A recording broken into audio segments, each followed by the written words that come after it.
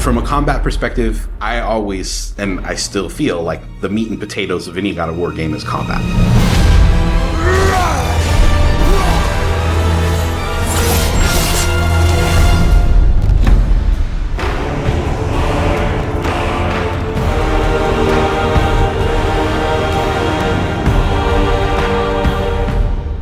My name is Roberto Clemente. All my friends call me Bert. I'm a senior combat animator here at Sony Santa Monica. My name is Kim Wynn, and I'm a gameplay animator. Hi, I'm Sabra, and I'm a senior VFX artist on God of War Ragnarok. My name is Grace Pan, and I'm a gameplay animator in God of War Ragnarok. Hi, I'm Stephen O'Hara, GBA, combat designer on God of War. And I create interesting and memorable creatures that players like to attack and defend against. As an animator, you gave life to characters. You make them move, you give them personalities, you give them weight.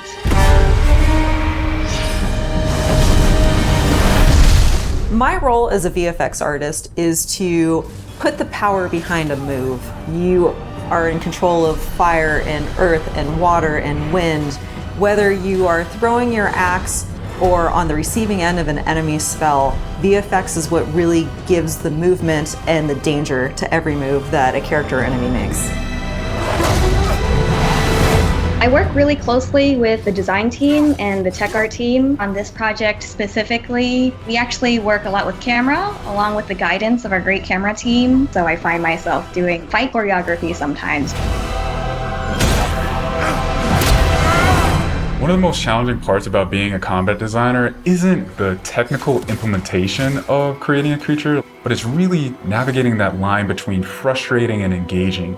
We want to make something that makes players lean forward and focus and really try hard against an enemy and feel good about overcoming that, but we don't want to make them feel defeated if they can't figure something out. And then it feels rewarding when you win, not because it was impossible, but because it was fun and engaging. After the last game, we've heard the community cry out for more mini-bosses, bigger creatures, and enemy variety, and this time we really leaned into that. So in God of War Ragnarok, you're going to be traveling to all 9 realms, and each realm is going to have like its own theme of enemies that are very unique to that space. For example, in Alfheim, we're familiar with the Dark Elves, but this time around we're going to be fighting the Light Elves, such as the Light Elf Warrior. One of the key learnings from the last God of War game is we don't have to think about the camera and how close combat is going to feel. We already have that knowledge, so we can build upon the close camera that we have, and we can iterate on enemies, creating more interesting scenarios. In the last game, Atreus was just starting to fight alongside Kratos, and he was learning from the master tactician. So in this game, he's trying to prove himself a little bit more, and we built upon those mechanics with him.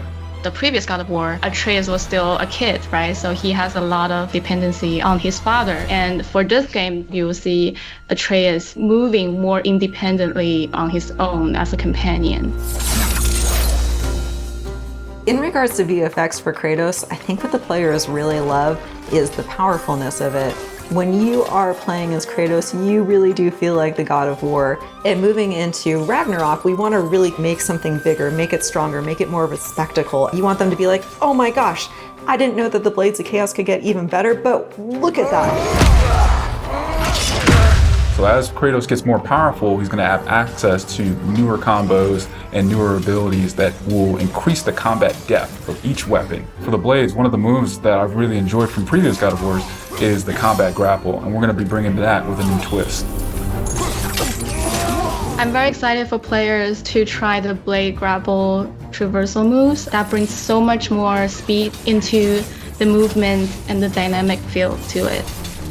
One of the ways we've expanded Kratos combat this time around is we've given more utility and choice to his shield loadout. If you are a parry person, you could really go for a shield that gears towards parrying. If you're a big blocker, then you could choose a shield that will really match your playstyle. One new mechanic or element that I'm really excited about is these combo finishers. Building up the stun meter this time around is going to lead to different ways to basically decapitate the enemy. You're going to be able to choose, which weapon you want to have when you kill a guy.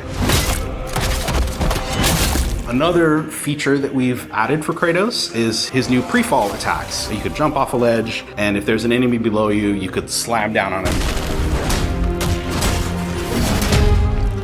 There's such an emphasis on verticality in some of these fights that it's super engaging. And as Kratos, now that you have so much mobility and that you can also take advantage of that verticality, I think it just adds such another interesting layer to a fight. In God of War Ragnarok, we've enhanced the Kratos and Atreus duo. He's going to initiate a little bit more, be aggressive. He's going to fight alongside you, and sometimes even surprise you with his combo abilities too. Some of the new expanded companion actions that you'll see Atreus do leverage the fact that he's older now, he's bigger now. And he's different from Kratos, so his magic has a different flavor. Not only that they fight side by side together, there are also a lot of mini games and player interaction moments. For example, like the puzzle systems and the set pieces. You definitely will see a lot more collaborations between father and son.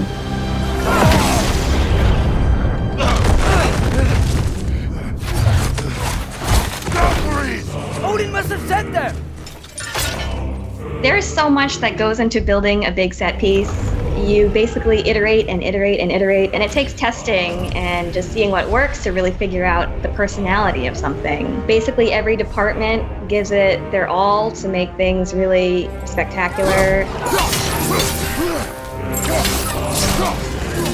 There were a lot of different times that I would look back at God of War games just through the ages. Before 2018, there were so many amazing, huge boss fights and set pieces that it was a huge inspiration for me on my time on this project.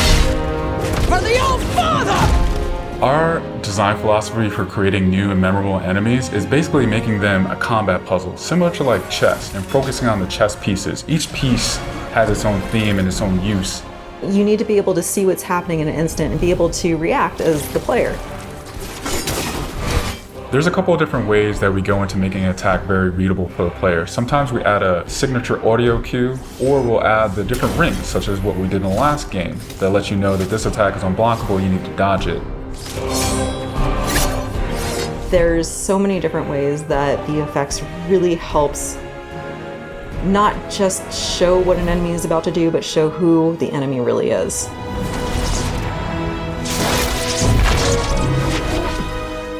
Everything you design has to be surrounding the essence of the character and a story.